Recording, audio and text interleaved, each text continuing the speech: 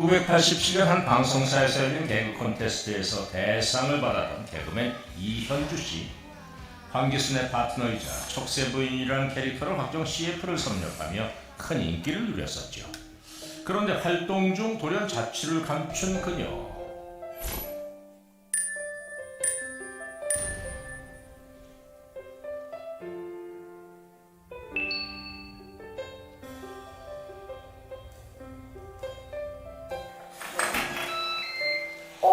안녕하세요. 개그우먼 이현주입니다. 반갑습니다. 우리 이현주 집사님 나오실 때 박수로 좀 환영해 주시기 바랍니다.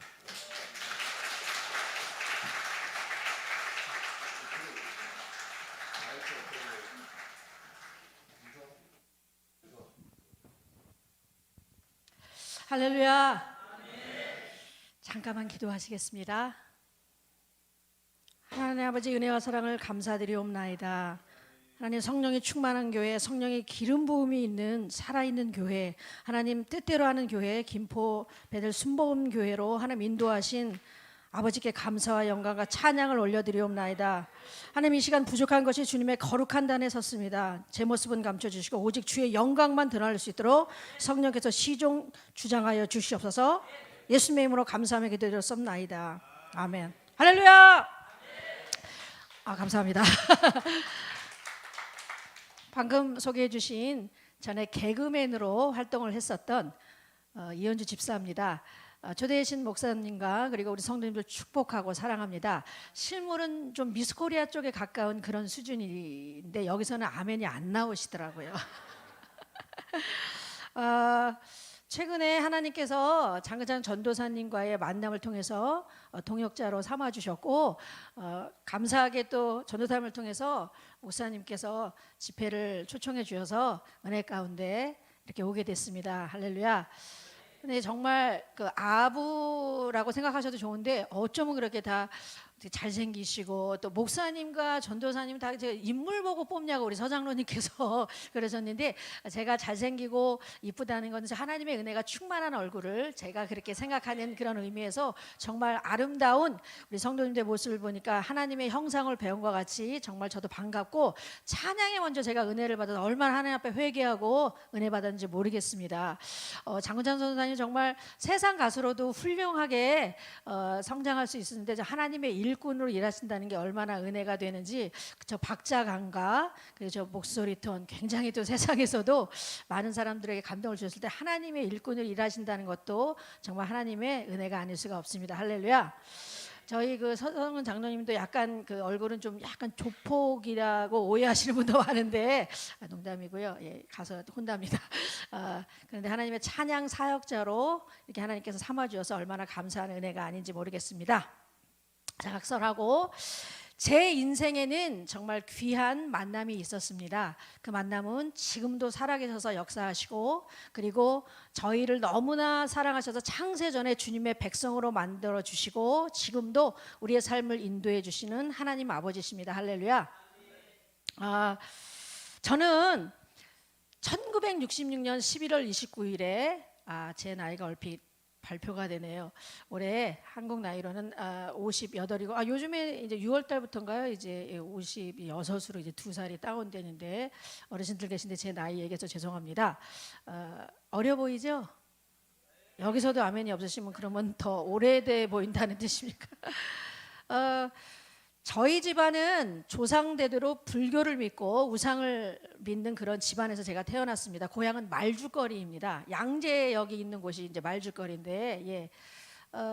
저희 조상대대로 믿는 절이 있었어요. 관악산 그 서울대학교가 있는 기슭을 한 5시간 정도 올라가서 등산해서 올라가 보면은 그 연주암이라고 이렇게 절벽에 위치한 작은 암자가 있는데 그게 이제 양산 통도사라고 이제 큰 절이 있잖아요. 양산에 부산 옆에 양산에 그 절에 이제 뭐 부속 건물이라고 이제 같은 이제 그 종파라고 들었는데 그 저희 조상이 그 절을 지었다고 제가 나중에 이야기를 들었고 제가 태어났을 때는 굉장히 몸이 약해서 지금 같으면 뭐 인큐베이터가 많이 발달돼 있어서 이게 금방 미숙아로 태어난 아이들도 굉장히 건강하게 자랄 수 있지만 제가 이렇게 태어났을 때는 의학이 그다지 발달돼 있지 않는 정말 몇십 년 전의 이야기라 미숙아로 태어난 제가 죽을까봐 부모님이 할 수 있는 일은 그 어린 핏덩이를 안고 그 높은 절에 올라가서 부처 앞에 이제 뭐 가진 뭐 집안에 귀한 거 뭐 돈 다 갖다 바치면서 이 어린 생명 좀 살려달라고 그렇게 절하고 정성과 치성을 다하는 일이었겠죠. 지금 생각해 보면 믿지 않는 그때도 하나님의 은혜 가운데 저는 이제 그래도 감사하게 건강을 회복받아서 제가 이제 집에 올 수가 있었고, 제가 선교 유치원이라고 말죽거리에 이제 4명이 정원인 그 유치원에도 저희 아버님이 보내주셨던 것 같아요. 그때는 뭐 이제 아버님이 그게 뭐 예수님을 믿는다는 게 그렇게 뭐 큰 문제가 된다고 생각지 않으셔서 그것을 보내신 것 같아요. 이제 어릴 때 이제 잘 공부하라고. 그때 이제 제가 몇십 년 전에 배웠던 찬양도 지금도 간간히 생각나요. 뭐 나는 구원 열차 올라타고서 하늘 날아가지요 빵빵. 제가 어렸을 때 그렇게 찬양 배웠던 생각이 나고 열심히 친구들하고 불렀던 생각도 나고, 크리스마스 때도 이제 그때는 뭐 예수님은 잘 몰랐지만 먹을 거 주고 또 같이 아이들하고 놀고 성극하고 그런 재미로 제가 열심히 다녔던 것 같아요, 유치원을. 국민학교 때는 제가 언주 국민학교라고요, 지금 언주 초등학교죠, 양재역에 있는 그곳을 제가 수학을 했는데 그때도 하나님을 잘 모르고 그냥 친구들하고 같이 과자 주니까 교회 다녔고, 제가 너무나 좋아했던 석훈이라고 잘생긴 남학생이 있었는데 그 친구가 이제 교회 가지고 계속해서 저를 이제 잡아주고 건면하니까 그 친구 때문에 다녔고, 사실 하나님의 존재는 잘 몰랐어요. 중학교 때도 또 석훈이가 같은 또 교회에 다니게 돼서 계속해서 교회를 다녔고, 인격적으로 좀 하나님을 만날 법도 한데 저는 진짜 사람 때문에, 친구들 때문에, 또 먹을 것 때문에 교회를 다녔어요. 숙명여자고등학교 때는 또 진균이라는 남학생이 피자를 처음 제가 태어나서 처음 먹어봤는데 그 시절에도 이제 사람 때문에 다녔고, 그래도 이제 교회를 다니면 또 세례를 받고 침례를 받았던 생각이 나요. 강남 중앙교회에 그 김충희 목사님 지금 이제 하늘나라에 계신데 이제 목사님하고 이제 성도님들 잘 아실 텐데 그 목사님께 제가 세례를 받았던 생각도 나고, 정말 그 하나님의 존재는 하나님을 뭐 만나야 된다는 그런 생각은 전혀 없었고 그냥 사람과 친구들이 좋아서 그런 분위기 때문에 제가 교회를 다녔던 생각이 나요.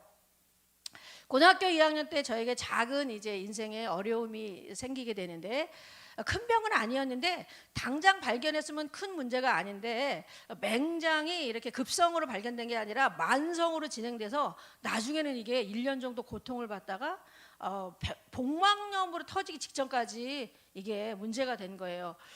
항상 음식을 먹으면 너무 위가 고통받고, 그래도 또 병원에 가면 이제 금방 괜찮아지고 그랬는데 이게 나중에는요 정말 사람이 이러다가 죽겠구나, 진짜 이 맹장이 터지기 직전에 발견이 된 거예요. 그것도 지금 생각해보면 참 순간순간 삶의 어려운 순간 속에서도 하나님의 은혜와 인도하심이 있었기 때문에 믿지 않는 그때도, 정말 하나님을 만나지 않았던 그때도 하나님께서는 제 삶을 지켜보시고 은혜 가운데 인도를 해주셨던 거예요.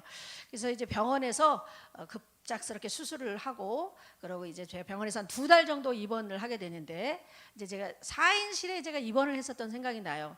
근데 이제 그 같은 병실에 2살짜리 꼬마 친구가 태어나자마자, 이 친구는 참 억울하게도 자기의 삶의 소원도 다 하지 못하고 백혈병, 지금 이제 소아암이죠, 그런 병에 걸려서 그만 이제 이 세상을 하직하고 마는 그런 모습을 볼 때 저는 이제 철학적인 문제 고민에 봉착하게 됐어요. 왜 사람은 이렇게 태어나서 자기 삶도 다 누리지 못하고 뭐 때문에 저렇게 고통받고 죽을 수밖에 없을까?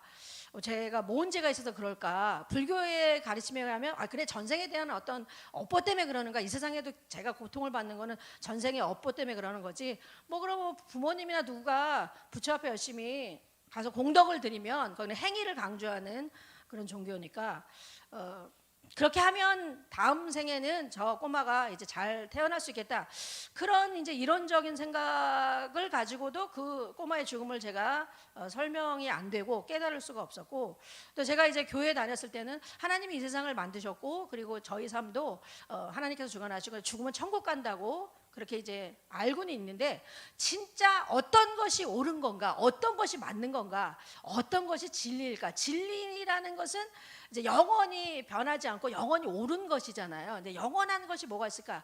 이런 문제에 제가 그 꼬마의 죽음을 계기로 많이 고민하게 됐어요. 그래서 그래, 대학교는 그냥 철학과를 가자. 철학을 하다 보면 이런 문제에 좀 더 깨달을 수 있겠지. 인간의 문제에 대해서 저희 고민을 하면서 대학교는 이제 제가 철학과를 지원을 했는데 떨어졌어요. 그때는 이제 입시 제도가 전기하고 후기가 이렇게 있어서 전기 떨어지면 이제 후기 대학교도 갈 수 있는 그런 제도였는데 아버님이 아예 떨어졌으면 다시 이렇게 공부를 한다는 게 힘들다. 여자가 재수한다는 게 힘드니까 그냥 후기 대학교인 그 상명여대가 그때 이제 상명여자대학교, 지금은 종합대로 바뀌었지만 후기 대학교의 영어교육학과에 제가 아버님이 원서낸 게 합격이 돼서 일단 이제 학교를 다니면서 마음에 들면은 나중에 뭐 그 순위고사를 봐서, 그때는 순위고사라 그래서 이제 선생님이 되든지 아니면 네가 정 공부하다가 마음에 안 들면 네가 이제 공부하다가 나중에 철학과로 다시 다른 학교를 가든지, 그렇게 아버님이 이제 제안을 하셔서, 그래도 이제 부모님한테 너무 이제 죄송하니까 이제 아버님 말씀을 듣고 이제 학교에 다니기 시작했는데 원하는 철학과가 아니어서 잘 적응이 안 됐어요. 그리고 저는 85학년도 학번 8호학번이라 그 당시 제가 대학교에 들어갔을 때는 굉장히 이제 민주화 운동이, 그런 열풍이 대한민국에 굉장히 팽배했던 그런 시절이에요. 광주 항쟁의 어떤 그 운동을 규명하는 많은 이제 그런 민주화 운동도 심했고, 그리고 이제 군부 독재에서 점점 이제 민주화로 가는 그런 많은 이제 움직임들이 있어서 도대체 이 세상에 존재하는 모든 것 중에 어떤 것이 옳은 걸까? 사람이 살고 죽는다는 것은 도대체 뭘까? 그러다 보니까 저는 공부가 되지도 않았고 왜 공부를 해야 되는지 이해도 안 됐고, 성적은 이제 점점 이제 뭐 F학점 맨날 그렇게 맞고 성적이 완전히 떨어졌는데, 어느 날 저희 아버님이 그러세요.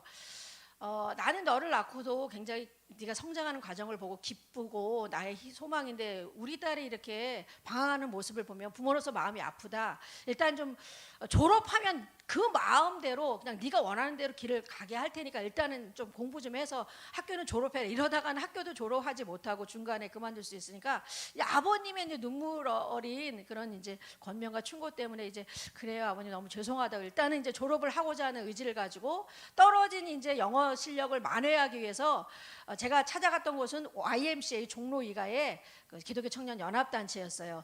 그곳을 가보니까 예수님을 정말 신실하게 믿는 그런 선배님들을 만날 수가 있었고, 제 영어 공부를 자기들도 바쁘잖아요. 그런데 일부러 시간을 내줘서 저를 위해 공부를 가르쳐주고, 그리고 항상 제가 부담되지 않게 저를 위해서 해주는 기도 제목은, 하나님 이 딸이 교회는 다녔다고 하지만 정말 하나님을 만나지 못했습니다. 하나님의 때와 하나님의 방법으로 속히 만나주시고, 그리고 이 딸이 하나님의 영광을 위해서 살게 해주세요. 항상 공부하고 그렇게 기도해주는 그 한마디에 제 마음에, 당장 제가 뭐 교회를 갈 건 아니었지만, 하나님 제가 교회에 가서 수없이 하나님의 이름을 부르고 기도도 하고 예배도 드렸지만 하나님 저는 정말 하나님의 존재를 잘 모르겠어요. 하나님 진짜 하나님이 살아계신 것을 저에게 보여주신다면 저는 그때 하나님 앞에 기쁘게 달려가도록 하겠습니다. 그러면서 이제 그 떨어졌던 영어 실력도 이제 선배님들 덕분에 만회가 됐고, 그리고 열심히 봉사활동도 하면서 교회는 가지 않았지만 정말 하나님이 부를 때 가고자 하는 그 마음만 다짐하면서 이제 생활을 하던 대학교 3학년 시절입니다. 제가 이제 서클에서 이제 오락부장을 게임을 진행하는 그냥 간단한 직책이었는데, 어느 날 저희 그 서클 후배 우용이란 친구가 특이한 제안을 해요. 누나, MBC 문화방송에서 전국 대학생 개그맨 콘테스트가 열리니까 누나는 남을 웃기는 재능도 조금 있는 것 같고 또 얼굴도 굉장히 웃기게 생겼기 때문에, 여기서 아멘을 하시는 분이 한 3분 계신데 진짜 걔는 저를 개그맨 되게 하기 위해서 무슨 역사적인 사명을 띠고 태어난 아이 같아요. 어쩜 모르게 밤낮으로 저를 괴롭히고 귀찮게 하는지 정말 스트레스 받아서 느러져 걸릴 것 같더라고요. 그래서 알았다. 너는 도대체 왜 내가 만약에 연예된다 그러면은 미모 때문에 미스코리아 쪽이라든가 영화배우 쪽이 어울리지. 계속 비웃으시는데 감사합니다. 영원토록 축복합니다. 정말 그것도 이제 하나님의 인도하심이었어요. 구속사적으로 보면 개그맨이 돼서 이제 복음을 전하는 사역자가 되게 하시려고 하나님의 인도하심인데 그때는 몰랐던 거죠. 일단은 원서를 냈어요. 걔가 너무 이제 괴롭히니까 원서를 내고 저는 이제 실기 시험 이제 1차 시험을 웃기러 가야 되잖아요. 그 시험을 이제 안 보러 가려는데 새벽같이 쫓아와서 우리 집에 우용이가 같이 가자니까 누나가 안 볼까봐 제가 왔다고 할 수 없이 진짜 개같이 끌려가가지고 저는 뭘 해야 되는지도 모르고 뭐 다른 사람들은 뭐 되게 뭐 보니까 다 준비 많이 온 것 같아요. 그때 옥동장에서 정종철 집사님 아시죠? 맞박이. 걔도 아닌데 그런 애가 개그맨이 돼야 된다고 생각했는데 그때 그 친구는 떨어졌어요. 이제 간증하고 다니는 이제 사역자로 이제 동역하는 사이인데 정말 저는 진짜 대한민국에 하여튼 웃긴다는 사람, 웃기게 생긴 사람은 다 모인 것 같았는데 저는 그냥 아무 생각 없이 그냥 얼굴만 비치고 그냥 우용이한테 약속은 했으니까 얼굴만 비치고 나올 거라고 생각했는데 5명이 이제 1차 시험을 보러 들어갔어요. 5명씩 줄져서 한 팀이 돼서. 근데 저는 제 순서도 되지 않았어요. 저는 3번째였는데 그냥 무조건 그 심사위원 앞에 나가서 저는 개그맨이 될 생각이 없었는데 제 친구가 개그맨 안 되면 패 죽여버린다고 하니 선생님이 정말 시켜줘도 안 할 거니까 저는 정말 시켜주면 정말 죽어도 안 할 거니까 그냥 오늘 그냥 여기서 인사만 드리고 갈 건데 그래도 제가 어렸을 때 배웠던 창 같은 거 조금 있으니까 선생님들한테 좀 위로가 되고자 얼마나 이 방송 제작하는 힘들게 했습니까? 위로 차원에서 잠깐 이제 노래를 한 곡 보내드리고 저는 그냥 아름답게 퇴장하겠습니다. 그러면서 제가 이제 그 창을 한 어렸을 때부터 조금씩 했거든요. 경기민요인데요. 뭐 이런 식으로 에헤이요 야 어이야라 한다 디어라 허송 세월을 말어라 뭐 요런 그 창을 잠깐 보여드리니까 그 심사위원들이 얘는 지순서도 하는데 좀 도라이라고 생각을 해서 그냥 빨리 나가라고 알았다고 이제 그러고서 이제 저는 이제 떨어졌겠다고 생각을 했는데 나중에 우영이한테 누나 거봐 누나는 1차 합격될 줄 알았다고 왜 합격이 된 거야 이유를 모르겠어요. 걔가 더 흥분해갖고 누나 이제는 대본을 써가지고 이제 아주 그냥 스토리 있는 그냥 극을 만들어서 열심히 연습을 해갖고 누나는 이제 정말 최고의 이제 개그맨으로 성장할 거야, 막 연예인이 될 거야. 벌써 자기가 흥분해가지고 대본 써와서 저를 한 달 동안 이제 한 달의 이제 기간이 있었는데 열심히 연습시켜서 2차 시험을 봤어요. 그것도 합격했잖아. 5,000명 응시자 중에서 10팀 안에 추려지는 본선 진출자가 된 거예요. 왜? Why? 이유를 모르겠어요. 그러니까 아름다운 호기심 생기고 진짜 저는 개그맨 할 그런 팔자가 그 당시 생각에 이제 팔자라는 말은 이제 세상 용어지만 그렇게 해서 이제 열심히 이제 연습을 해서 드디어 87년도 3월 27일 날 다른 10팀과 열심히 이제 경연을 해서 나의 꿈이라는 주제를 가지고 제가 이제 잡기가 조금씩 있어요. 뭐 노래 부르고 춤추고 만담하면서 그러면서 이제 시험을 보고 그래 뭐 그냥 입선 정도 해도 개그맨 활동 할 수 있겠다 이런 소망을 가지고 드디어 이제 결과를 기다리는데 저는 제 이름 부르는지도 몰랐습니다. 영예 대상 이연주 이름 불리자마자 막 저는 뭐 이게 꿈인지 생시인지 진짜 이게 소설인지 영화인지 꿈 같은 일이 제 인생에 일어난 거예요. 빨리 나가보라고 네 이름 부르잖아요. 얼떨떨해서 나가지도 않았거든요. 너무 신기했어요. 전 영예 대상을 타고 이제 화려하게 갑자기 자고 일어나 보니까 스타가 됐다는 말이 제 인생에 일어난 아주 진짜 기적 같은 일이었어요. 그때 금상이 제가 대상이 그때 금상이 이경실 씨예요. 그건 더 좋아하신다. 제가 대상 땄던 걸 별로 안 좋아하시는데 하여튼 동갑이고 이제 지금은 이성미 권사님의 전도로 기도로 예수님을 잘 믿고 있는 제 동기 자랑스러운 동기 이경실 씨입니다. 좀 가정사가 어려운 게 있었지만 그래도 하나님의 은혜로 지금 전도하면서 잘 활동하고 있습니다. 그렇게 해서 정말 저는 화려한 개그맨의 삶을 살게 된 거예요. 인생에 대해서 정말 우울한 모습으로 늘 고민했던 그런 사람이 이제는 대한민국 사람들이 다 거의 알아보는 화려한 개그맨의 삶으로 이제 변화돼서 이제 한 달 정도 연수를 받고 제일 먼저 투입된 프로그램은 청춘만만세라는 프로그램 혹시 아십니까? 네, 하시는 분들은 거의 50이 넘으신 분들로 사료가 됩니다. 연세가. 그래야지 저를 아세요. 저는 개그맨 한 지가 벌써 한 35년 좀 넘거든요. 횟수로 이제 거의 원로 개그맨 수준이에요.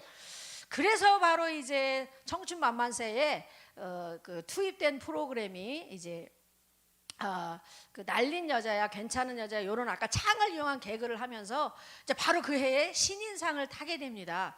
그러니까 대상 타고 신상 타고 아주 빠른 속도로 승승장구를 달리죠. 그때 이제 서세영 목사님 얼마 전에 하늘나라 가셨죠. 예, 서세영 목사님도 뭐 샤샤샤 하면서 그렇게 청춘 보감이라는 그런 코너에서 정말 이제 개그도 잘 알려주시고 되게 기여해 주셨는데 좀 마음이 아팠지만 그래도 이제 천국에서 안식하시니까 이제 위로를 받았습니다. 그렇게 해서 신인상을 타고 그러다 보니까 이제 정말 야심이 생기는 거예요. 그래 나 최고의 개그맨이 되자. 이왕 이제 들어온 거 여기서 열심히 하자. 그 다음에 88년도에는 서울에서 올림픽이 열리던 해였죠. 일요일 밤에라는 프로그램에서 아까 이제 프로그램 장종사님 저거 어디서 찾았습니까? 예, 그때는 정말 42kg의 날씬한 개그맨이었는데 아까 그러고 플랜카드 또 목사님이 홍보를 도처에 잘해 주셔가지고 그 사진 보고 지금 얼굴 보면 굉장히 비교되니까 시험 들지 마시고 사람들이 딴 사람인 줄 알아요. 지금 몸이 많이 부흥됐기 때문에 어쨌든 간에 그렇게 해서 이제 그 프로그램에서 우수상을 바로 타게 됩니다. 그러니까 아주 빠른 속도로 아주 인기 가도를 달리게 되는 거죠. 그때 했던 것은 이제 인기 척도가 이제 CF잖아요. CF가 아까 저게 이제 알뜰한 비누 지금도 이제 1,000원짜리 별로 그렇게 값은 안 올랐더라고요. 그 알뜰한 비누 이게 딱딱해서 오래 쓰는 비누. 우리의 사랑을 이어주는 단단한 알뜰한 비누. 왜 알뜰한 게 단단해서 오래 쓰니까 이렇게 알뜰한 비누. 그거 쓰시나 보다 권사님 웃으시는데 그거 많이 써주세요. 예, 뭐 저한테 뭐 지금은 뭐 도움은 안 되지만 그게 이제 쌍꺼풀 수술 직후에 수술한 것도 말하면 안 되네. 수술이 잘 됐어요. 그냥 거의 몰라요. 말 안 하면. 수술 직후에 이제 했던 프로그램이라 얼마나 이제 화면이 잘 보정돼서 그러지 얼마나 그냥 아주 무서운 얼굴로 제가 CF를 찍었던 생각이 나고 멕시칸 양념통닭도 제가 처음 양념통닭을 찍은 사람이에요. 그 페리카나는 이제 최양락 선배님이 찍었던 거고 저는 이제 멕시칸 양념통닭을 찍으면서 그렇게 CF로 이제 갑자기 이제 돈도 많이 벌고 명예도 얻고 진짜 이 세상에 부러운 게 없었어요. 세상 가운데서 하나님을 모르고 살 때는 진짜 돈을 가지니까 그래 내가 돈으로 뭐 만모니즘이잖아요. 세상에서 돈을 숭배하니까 돈이 최고라고 생각해요. 정말 부러울 게 없더라고요. 그러니 뭐 얼마나 목에 기부스하면서 진짜 교만하게 살았겠습니까? 저도 모르게 그 팬들에 의해서 제가 되게 인기 있는 존재라고 생각되니까 무슨 뭐 아무 누구도 부러울 사람 없었고 그저 그냥 돈과 명예를 얻다 보니까 빠른 속도로 유명해지잖아요. 그냥 데뷔하자마자 바로 그 해에 신인상 뭐 그 다음에 우수상 이제 최고의 최우상만 타면은 개그맨으로서는 이제 최고가 되는 거죠. 그렇게 하다가 SBS라는 방송국이 새로 생겼잖아요. 서울 방송이 지금은 SBS인데 새로 이제 개국을 해서 저하고 이제 KBS의 선배님들하고 MBC에서는 이제 저 하나 아래 기수가 박미성 집사님이에요. 제 하나 아래가 이제 별난 여자로 이봉원 선배님이랑 그렇게 같이 코너를 하다가 둘이 결혼했고 얼마나 이성미 권사님이랑 연예인들을 전도 많이 하고 지금도 가장 롱런하는 개그맨이잖아요. 요즘 그 미션 임파서블이라고 이제 그 계속해서 그 유튜브 활동을 하는데 하여튼 그렇게 은혜스럽고 정말 실력 있는 친구고 참 그 아버님이 영화 감독이었는데 망한 집안을 예수님의 그 신앙으로 믿음으로 잘 집안도 일으키고 얼마나 많은 연예인들 전도하면서 하늘나라에 상급이 많은 집사님인지 모르겠어요. 그러니까 이 세상 활동도 하나님께서 축복 주셔서 점점 은혜스럽게 많은 이제 지역적으로나 이제 전 세계적으로나 복음을 전하면서 그 하나님 나라를 확장을 하고 있는 그 귀한 친구입니다. 그러고서 이제 거기서 했던 프로그램은 그 해외 뉴스라는 걸 진행했어요. 개인적으로 그 당시에 막 그냥 영웅 모세 그러면은 주윤발 씨가 막 쌍권총 막 그 뭐 바바리 입고 쏘고 막 이쑤시개 물고 다니고 주윤발 영화 배우가 내한했을 때 그 통역을 담당했던 생각이 나고 저 영어 교육과 출신이거든요. 정말 웃기게 소리 영문도 모르고 영문과 나왔다고 그때 뭐 했던 영어들을 잠깐 이제 지금 인사한 말로 잘난 척을 하면 Good morning, ladies and gentlemen. In Jesus Christ, let me introduce myself to handsome and beautiful women in this audience. As you know, my name is Mr. 이현주 대학원. 죄송합니다. 심한 욕을 해서 무슨 말인지 해석이 안 되니까. 하여튼 뭐 그렇게 이제 세상에서 이제 저의 갖고 있는 그냥 작기들을 보여주면서 탤런트라 그러죠. 달란트들을 이제 보여주면서 진짜 몇십억씩 벌고 뭐 진짜 밖에 나가면 사람들이 다 보여줘 사인하더라고요. 그러니 뭐 얼마나 뭐 교만했고 세상 부러운 거 없었어요. 그리고 맨날 친구들은 연예인하고도 시시하다고 놀지도 않았어요. 친구들은 뭐 안기부장 아들인 뭐 그 청와대 비서관 뭐 덕일이 뭐 그리고 서태지 아이들의 이준호 씨 아시죠? 서태지 있고 양현석 있고 맨 오른쪽에 제일 얼굴 좀 지저분하게 생긴 친구가 준호가 원래 이 상호가 본명이에요. 이태원에서 맨날 춤추고 이태원 날라리였거든요. 왜냐하면 사람이 이렇게 돈이 많고 또 부러운 게 없다 보면 뭔가 좀 더 재밌는 게 없지 않을까. 이때 인간의 말초신경을 자극하는 이런 쾌락 쪽으로 이렇게 추구하다 보니까 돈이 껐다 뭐 정말 뭐 진짜 아주 최소한 양심 때문에 마약까지 못했지. 저는 세상에 해볼 거 다 해봤어요. 뭐 친구들이 사고 치면 그냥 뭐 청와대 비서관인 덕일이가 다 해결해줬고 뭐 문제가 될 거 없었죠. 뭐 경찰서에 끌려도 술 먹고 깽판 치고 세상 말로 깽판 치고 그래도 다 해결해줬고. 근데 저에게 아무도 알지 못한 고민들이 어느 날서부터는 내재하기 시작했어요. 뭐냐? 인기라는 게요. 여러분들이 텔레비에서 연예인들 보면 그냥 사실은 겉으로 보여지는 이미지가 다가 아니거든요. 이제 가수들은 노래 잘하죠. 그리고 또 화려하게 꾸미죠. 그리고 연기자들은 영화 배우들은 탤런트들은 연기 잘해서 정말 그 사람의 역할을 맡아서 하는 거지만 진짜 그 사람으로 생각될 정도로 연기를 잘하잖아요. 그래서 아침 들어가면 뭐 아줌마들이 괜히 막 열받아서 아이고 저거 봐라 저렇게 남자를 꼬시다니 저런 것은 막 찢어 죽여야 돼 막 이러고서 괜히 막 흥분해서 연기를 잘하기 때문에 그렇게 이제 우리들에게 공감이 되는 거죠. 저는 사람을 웃기는 사람이었지만 사실은 경실이처럼 연극이나 영화를 전공한 사람도 아니었고 얄팍한 재주를 가지고 그렇게 하다 보니까 잠깐은 그냥 인기를 끌을 수 있었지만 나중에는요 제 실력의 밑바닥이 드러나고 이제 미천이 없어진 거예요. 왜냐하면 희극 연기는요 전극 연기를 하고 나서 사실 희극 연기나 사극 같은 어려운 연기들로 들어가는 거거든요. 웃기는 연기를 해야죠. 그냥 말하면서 혼자 떠드는 어떤 그런 막 주절주절 대본 없이 하는 게 아니라 저희 코너라고 이렇게 희극 연기 잠깐의 이제 코너 같은 걸 통해서 희극 연기를 해야 되는데 연기를 못 한다고 선배님들한테 어느 날부터는 굉장히 많이 야단을 맞는 거예요. 너 때문에 오늘 재미없어서 채널 돌아갔잖아. 시청률 엉망이잖아. 연기를 기본적으로 할 줄 알아야지. 얄팍한 재주만 가지고 그렇게 하면 돼? 그러니까 말로 이렇게 야단을 치다가 나중에는 이게 선배님들이 언어 폭력으로 가는 거예요. 심한 욕설이나 물론 그분도 제가 잘하라고 채찍으로 말씀하신 거지만 나중에는요 이제는 이 언어 폭력이 구타까지 이어질 정도로 맨날 그냥 MBC 옥상 MBC 옥상 그러면 정말 진절머리가 날 정도로 옥상에 집합해서 여자라고 봐주는 게 없었어요.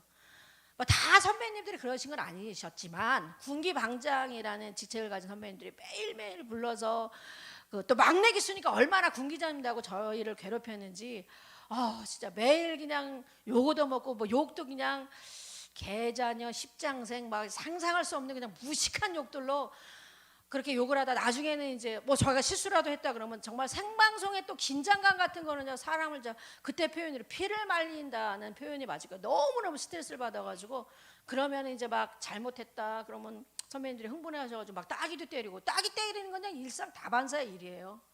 엎드려 뻗쳐 맨날 또 남자 그 동료들은 동기들은 그냥 계속 각계목으로 맞기도 하고 그냥 매일매일 그냥 군대 같은 생활이 계속 지속되고 반복되니까 너무너무 스트레스를 받는 거예요. 그냥 때려치고 말지. 이 정도 그냥 돈 벌었으면 이거 가지고 그냥 평생 먹고 살 수도 있는데. 근데 연예계 생활은 이상한 중독이 있어요. 그렇게 혼나고도 그냥 잠깐 얼굴 비치면 돈 몇 천만 원 금방 들어오는데 돈 때문에 또 유혹도 되지만 또 사람들이 알아봐주고 이 인기가 떨어진다는 것을 상상하기가 싫었어요. 평범한 생활로 다시 돌아가기에는 너무 많이 여기에 젖어든 거예요. 그러다 보니까 저는 너무 스트레스를 받아서 잘 마시지도 못하는 술에 이제 의지하면서 살아가게 됐어요. 술도 못하는 사람이 매일매일 이태원에 밤거리에 나가서 그냥 그때 유준호 그 무명 댄스였을 때 걔하고 맨날 춤추다 만났기 때문에 맨날 이제 술 마시고 춤추고 그때는 또 5 공화국 전두환 이제 전 대통령님 시절이라 밤새도록 영업을 이태원에 했었어요. 이제 뭐 월드파 뭐 강남역에서 시작해서 그리고 이제 12시가 되면 이태원에 넘어가요. 이태원에서 또 그 잠도 안 자면 새벽까지 술 마시고 소주부터 시작해서 맥주 뭐 양주 다 섞어서 마시면 나중에는요 제가요 어쩌다 보면 길거리에 빨래처럼 널브러져 있기도 하고 저도 모르게 술 취해가지고 그냥 쓰러져 있는 거예요. 그래서 이제 저도 모르게 그냥 술 기운에 시비가 돼서 경찰서에 끌려가면 또 친구한테 전화해서 또 데리러 오고.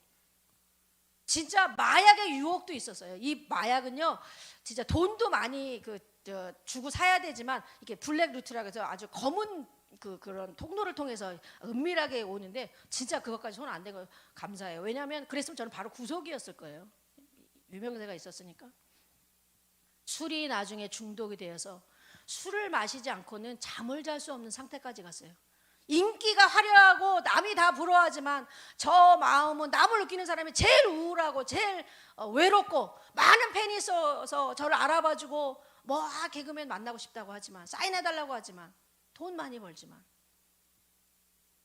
내 마음속의 고통, 사람 때문에 받는 상처, 뭐 그렇다고 남한테 막 바로 그냥 열받는다고 얘기하는 성격도 못되고 좀 여리고 그래가지고 혼자 그냥 고민하는 스타일이에요. 겉으로 밝아 보이지만 내 마음에는 우울함, 고독감, 스트레스, 불안, 초조 이런 것이 매일 술이 아니고는 견딜 수 없을 정도로 그러니까 세상을 그냥 도피한 거죠. 현실을 도피해야지 맨날 세상 가운데 제정신으로 있을 수가 없었어요. 술 마시는 사람은 담배도 같이 핍니다. 거의 같이 해요. 담배가 뭐 하루에 한 2각, 뭐 3각, 4각 정도까지 나중에 이것이 폐결핵에 진행되는지도 모르고 창피한 고백이 아니라 진지한 진짜 있었던 일을 그대로 고백하면 술, 담배가 그냥 그나마 나의 스트레스를 푸는 거였어요. 진짜 그게 해결점입니까? 아니에요. 제 몸과 정신이 완전히 피폐해지는지도 모르고 매일매일 그렇게 촬영 끝나면 이태원에 가서 밤새도록 또 준호하고 또 우리 동료들하고 놀고 돈도 그냥 잘 썼어요. 매일매일 뭐 하루에 그냥 한번 셰프 지금 몇천 원 하니까 막 남자 접대부리 나오는 호스트바에서 그냥 남자를 하나 사서 그냥 옆에 놔두면 팁 100만 원 주잖아요. 그럼 시키는 거 다 해. 하루 그냥 제 노예가 되는 거예요.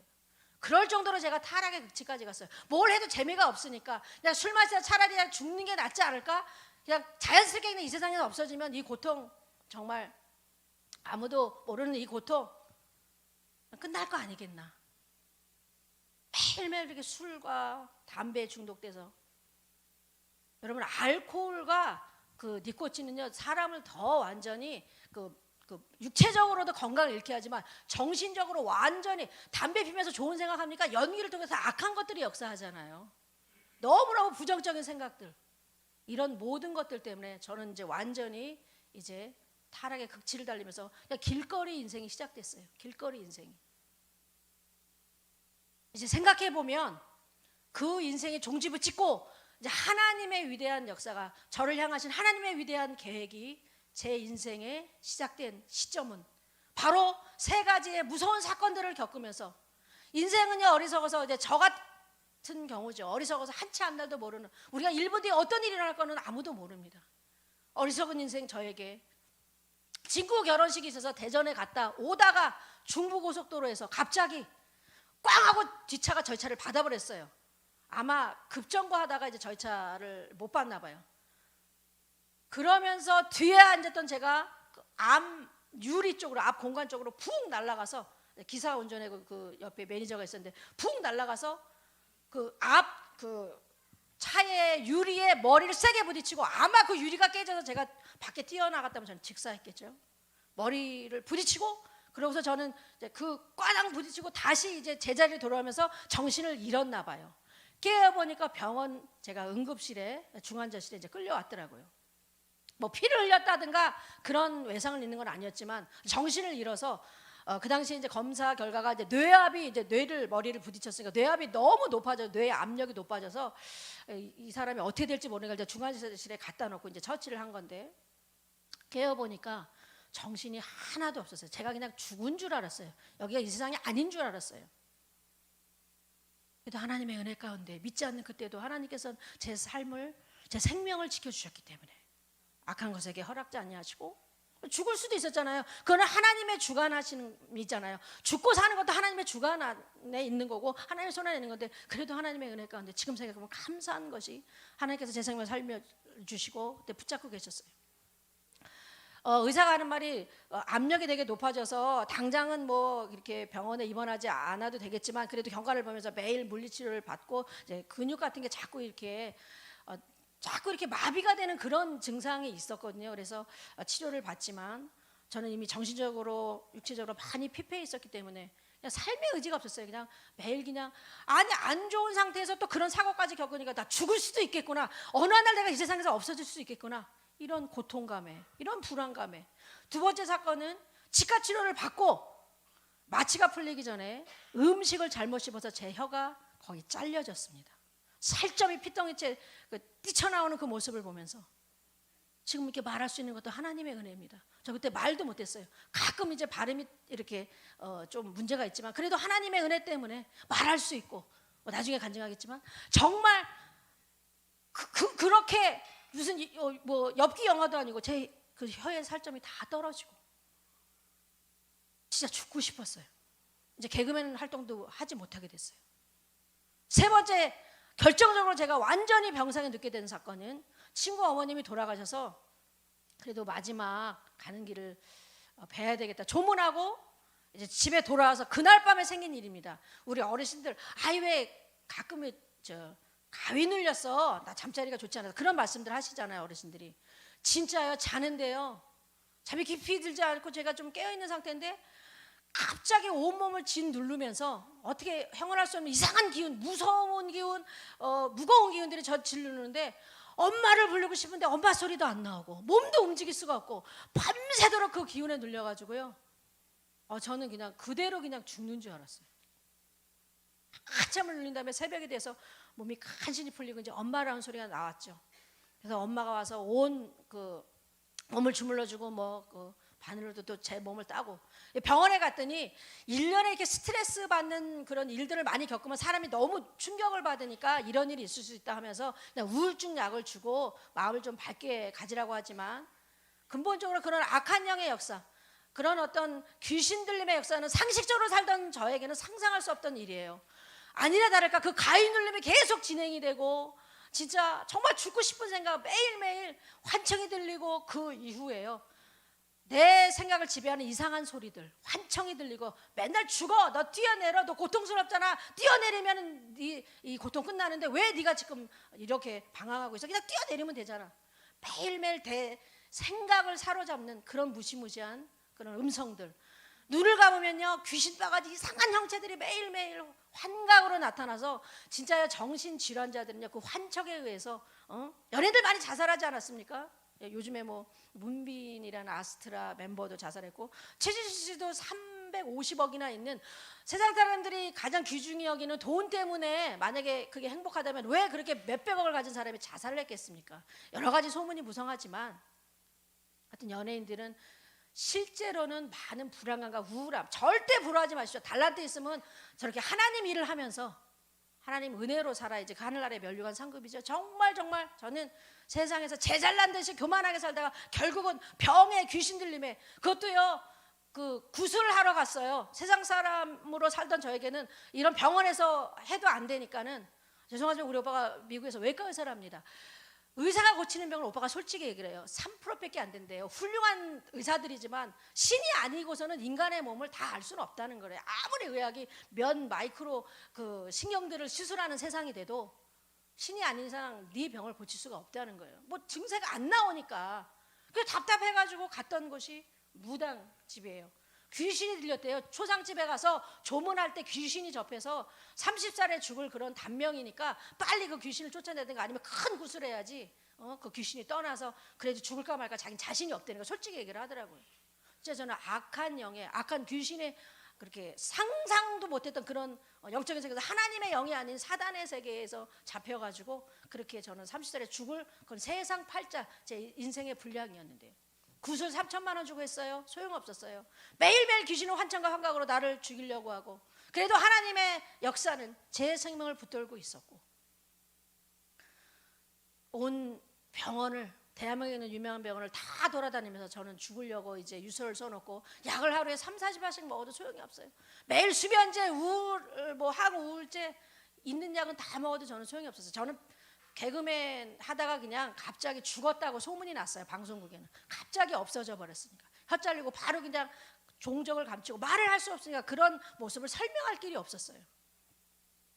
이제 해도 안 되니까 죽으려고 유서를 써놓고 그래도 참 태어나서 미숙아로 태어나서 엄마에게 불효를 했는데 제가 죽으면 엄마가 많이 슬퍼하실 것 같아요. 죽은 자를 가슴에 묻고 평생 마음의 한으로 살 것 같아서 이제 엄마에게 그래도 마지막으로 식사를 대접하고 죽자. 약에 의지해서 조금 힘을 내서 엄마가 좋아하는 이제 그 닭 요리를 대접하고 집에 오는 길에 택시를 탑니다. 슬프죠.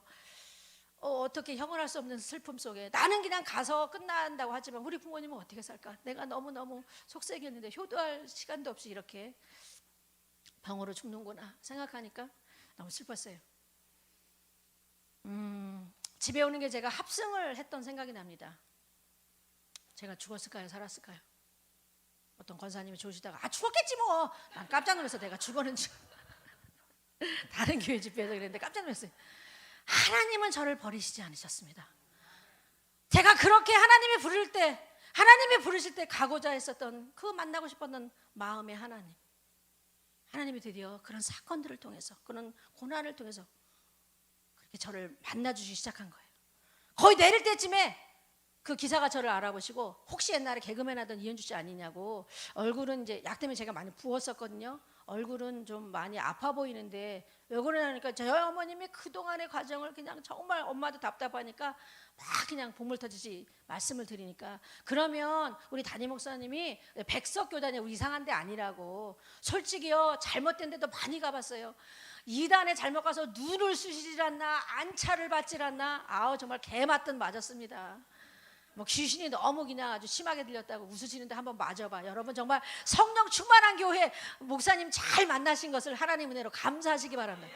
정말요 요즘 발세에 잘 택해 미혹의 영이나 귀신의 가르침이 팽배하는 이 세상에서 이단 자기네들은 그냥 정단이라고 생각해요. 제메스 뭐 신천지 보시죠. 요즘 애들 막 작전역 저희가 인천 작전역 근처에 사는데 주일날마다 와서 몇백 명이 뽀진하면서 전도하러 다녀요. 하여튼 하나님의 은혜로 그래 그냥 이분이 그 목사님이 하나님의 능력이 있다고 하니까 그래 한번 마지막으로 만나서 그냥 거기서 혹시 기적이 안 일어나거나 그러면 저는 거기서 이제 죽으면 되니까 그래 마지막으로 한번 이 목사님 엄마 만나서 암사시장 어디에 있다고 했잖아. 저는 내렸지만 암사시장 어디에 있다 교회 이름도 기억이 안 나지만 엄마랑 나중에 이제 다음에 거기를 찾아가서 한 몇 시간씩 헤맸는데 엄마 뭐 있냐 너 또 이상한 데 가서 또 얻어맞고 눈 쑤시려고 이러느냐. 응? 근데 제 마음에 그래 엄마 그냥 그래도 목사님 한 번만 만나보게 해줘. 그때가 수요 예배 때인가 하여튼 거의 이제 엄마가 가자고 막 난리치고 그럴 때였는데 그 제가 처음에 내릴 때는 못 봤던 그 암사역 근처에 십자가가 조그맣게 보이는데 시장 안에 있는 작은 이렇게 교회의 십자가에서 제가 못 봤던 거예요. 처음에 내릴 때는.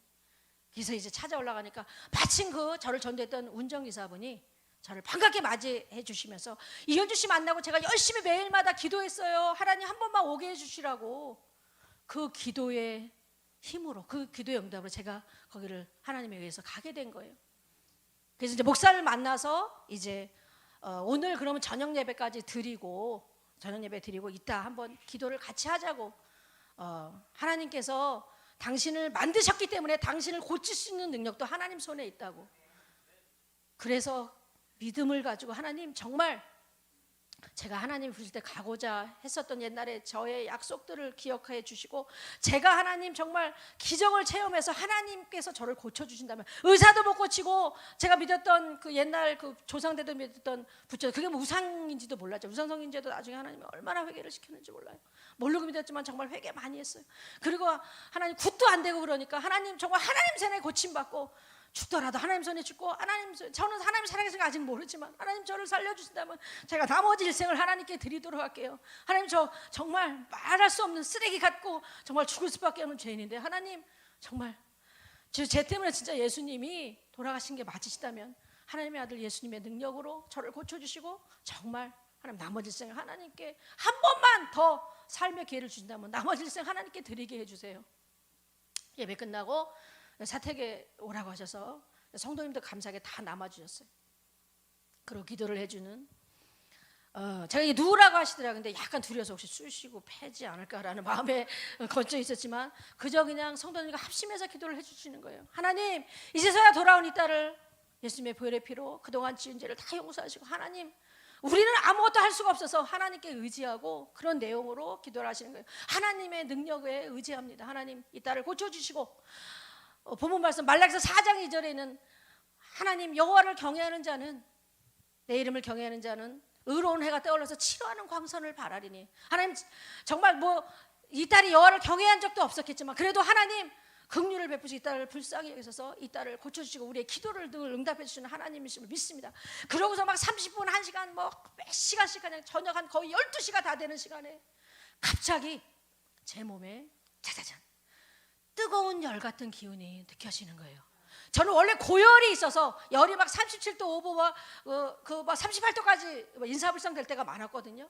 막 몸에 박힌 금침까지 문제가 돼서.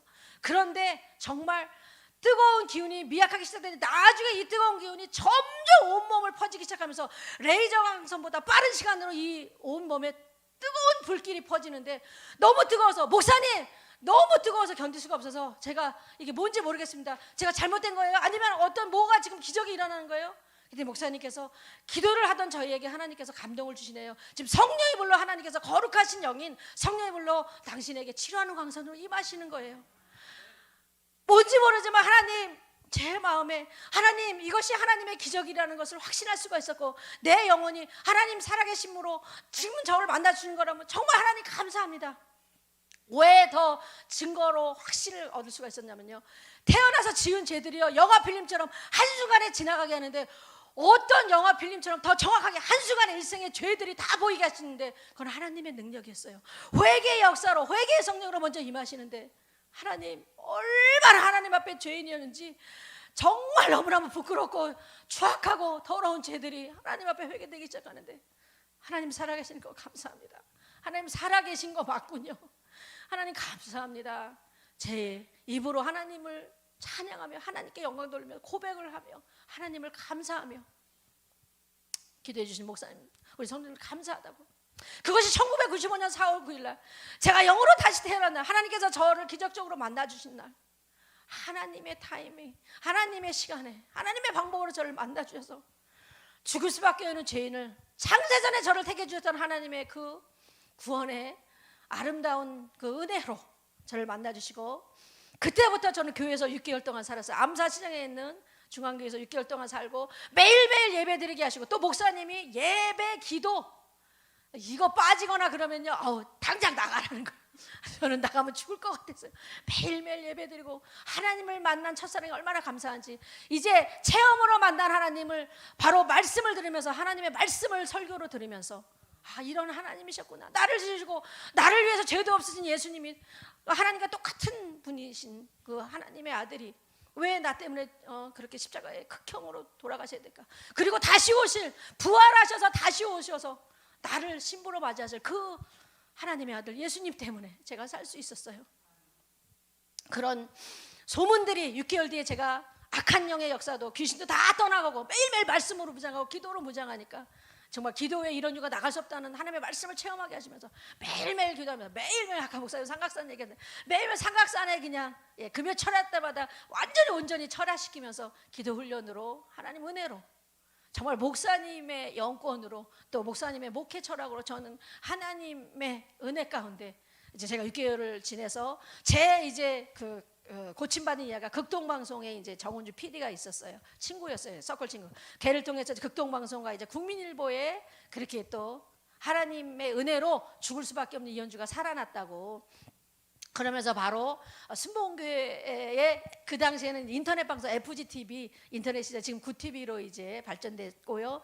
그때 FGTV를 그렇게 5년간 진행을 하게 하셨어요. 하나님 은혜로 종교 방송을 진행하게 하셨는데, 저는 진짜 뭐 아부가 아니라 순복음 그 교단의 순복음 재단은 정말 매일매일 은혜의 연속이었어요. 얼마나 섬기시고 사랑이 충만하고 성령이 충만한지 매일매일. 오늘 와서도 제가 환대를 받아서 너무너무 죄송하고, 목사님, 사모님, 진짜 내주하시는 사모님, 또 정말 열심히 헌신하시는 찬양다. 진짜 장윤찬 전도사님과 풍지박산이잖아요. 마귀를 풍지박산 내잖아.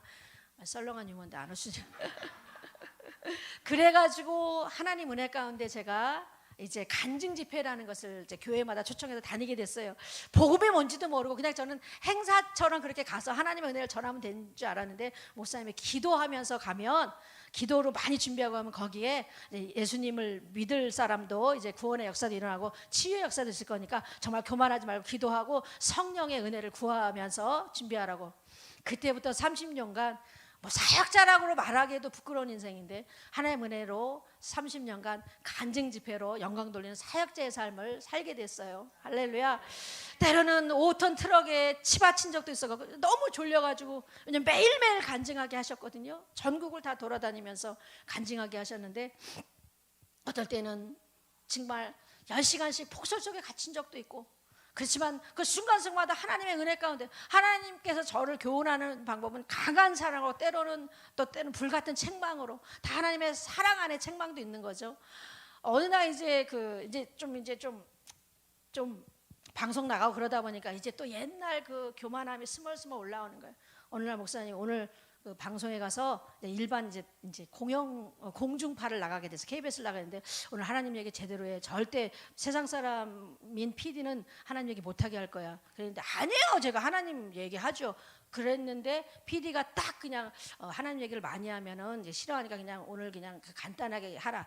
그 목사님의 가르침을 순종하지 못하고 그날 하나님 얘기를 안 했고, 그냥 제주도 티켓 선물로 가서 목사님 저 제주도 티켓 목사님 이거 갔다 오시라고 사모님 갖다 드렸는데 목사님 되게 화가 나 있으시더라고요. 그래서 왜 아침에 그 가르침을 잊어먹었냐 해서, 아니요 저 교회 산다 그랬고요. 근데 그 당시에 이제 고침받고 제가 이제 교회에 살았거든요. 교회 공동체도 얘기했어요. 그랬더니 아니라고, 하나님이 되게 마음이 좀 상하셨다고, 너 이름을 통해서 영광 받기 원하셨는데, 아니라고 목사님 우기다가 제 생각이 앞서가기 시작해요. 아니라고 고집피다가 그냥 열받아가지고 그냥 뛰쳐나갔어요. 그리고 3일 동안 교회를 안 들어갔어요. 목사님 왜 제가 그렇게 아니라고 했는데 안 믿으실까? 어느 날요, 여러분 바늘 1000개로 몸을 찌르는 듯한 고통을 체험해 보신 적 있습니까? 얼마나 진짜 이건요 죽고 싶어도 죽지 못하는 고통이에요. 정말 너무너무 아파서 하나님 앞에 무릎 꿇고 회개하기 시작하는데, 왜 너는 내 종의 말을, 마음에 드는 생각이 왜 내 종의 말을 불순종하느냐. 생명의 은혜시잖아요. 목사님이 저를 위해서 하나님께 기도하고 그 많은 그 기대 가운데 저를 그렇게 은혜로 하나님께서 살리시면 목사님을 통해서 많이 이렇게 정말 수고하셨는데, 목사님께 불순종한 죄 그걸 많이 회개하게 하시더라고요. 그래서 목사님 잘못했어요. 전화해서 3일 만에 들어가서 무릎 꿇고 기도받고 고통이 또 사라지면서, 목사님 잘못했습니다. 그때 이후로는요, 목사님이 뭐 빨리 와 그러면 진짜 1초도 안 듣고 그냥 뛰쳐갑니다. 난 다시 그런 고통을 겪고 싶지 않아요. 고집이 세고 자아가 세니까 하나님이 그냥 그렇게 채찍으로, 사랑 안에 채찍으로 권면을 하게 하신 것도 하나님의 은혜고 지금은 사랑이라 감사합니다. 안 그랬으면요 저를 거기 못 견뎠을 거예요. 매일매일 농사 짓죠. 매일매일 두부 만들죠. 매일매일 애굽의 노예같이 일했어요. 여러분 고추 1500대 지어보셨습니까? 농사 짓는 분들은 짓겠지만, 하나님께서 여러 가지 훈련으로 사역자로 만들어주신 기간이라 감사하고, 30년 사역 후에 서장로님네 교회 인천에 2번을 갔는데 찬양 열심히 하길래 뭐 전도사님보다 생각했는데, 집회 끝나고 우리 그 담임 목사님이 이현주 집사님 일로 와보세요. 우리 교회 2번이나 이렇게 왔으니까, 저는 뭐 사실 2번째 갔는지도 몰랐어요. 서장로님이 그때는 이제 서집사였지. 서집사가 총각이니까 한번 결혼하라고 해서, 나도 눈 높은데 저렇게 머리 숱도 없고 찬양은 되게 은혜스럽게 잘하는데 뭐 이렇게 하여튼 되게 건방지게 생각을 했는데, 그러면서 4년 뒤에 결국은 그 목사님의 말씀대로 하나님이 짝으로 맺어주셨어요. 내가 인천에 다른 교회 집회를 가니까는 이제 동역하러 가끔 연락을 하고 살았거든요. 이제 응원하러 온대요. 그 집회 끝나고 50만 원을 주는 거여서 나는 잘 사는 줄 알았잖아. 돈 많은 줄 알았잖아. 그게 총 재산이었대. 그래서 가끔 농담으로 어릴 때부터 예배 인도자의 삶을 19살 때부터 그냥 찬양만, 아무것도 몰라. 돈 버는 것도 몰라. 오직 예수 찬양인데 50만 원에 나를 샀다고 얘기를 하는데, 하나님의 은혜로 하나님을 바라보는 50살에 결혼을 했어요. 50살에.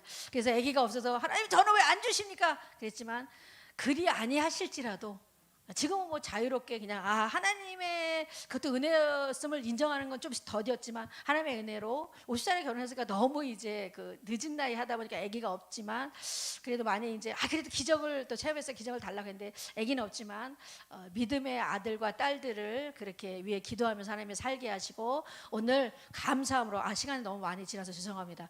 그 하나님의 은혜로 이 베델교회까지 베델 하나님의 전까지 오게 됐습니다.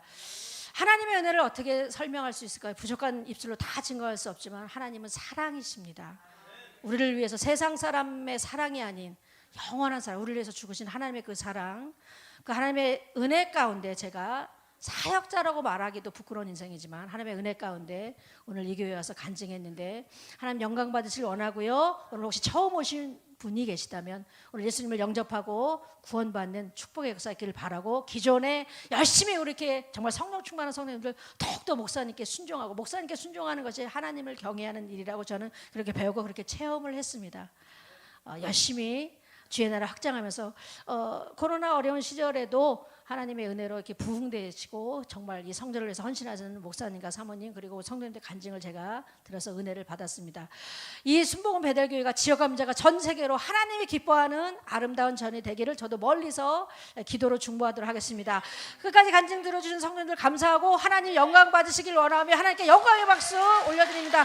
할렐루야 감사합니다.